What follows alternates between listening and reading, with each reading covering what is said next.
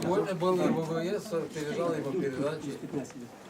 До обеда успел, вот и...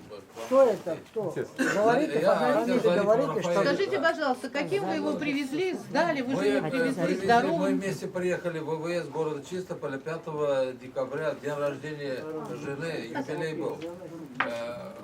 Он был совершенно здоров. Сделайте копию. Вообще, ну, как мужчина, бывает 30 лет, 29 лет было ему, по 30 тысяч через некоторые, через 2 недели.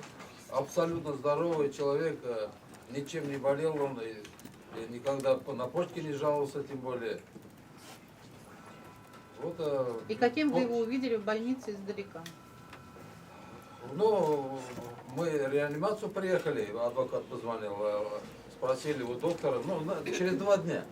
Как вот здоровый мы видели его. И Через 2 дня он уже был в оказался человек в реанимации. реанимации.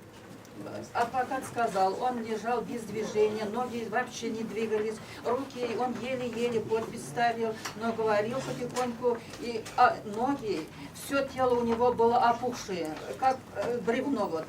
Он говорит, ужасный, как фашисты так не делали детьми, как получился. Если бы он, говорит, на полу лежал, когда его застал этот адвокат, он лежал на полу, и в этот же день его даже с утра хотели вывести, видели, в каком он ужасном состоянии, и оставили его там лежать, умирать. Ладно, мы вот 7 числа наняли адвоката, он 7 ходил 2 раза туда, его не пустили, сказали на следственном эксперименте.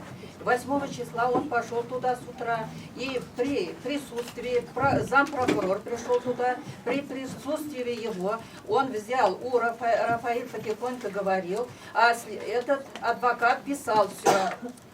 С его слов, он говорил, еле-еле он подпись поставил, какой там двигаться, какой там, у него все ноги, как бревно Он было, не он лежал, ходил. как Он никогда не врал нам.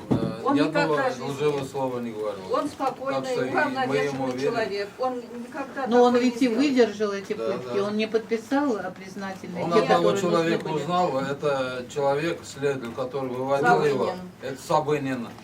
Имя, отчество я не знаю, молодой парнишка такой, интеллигентного вида.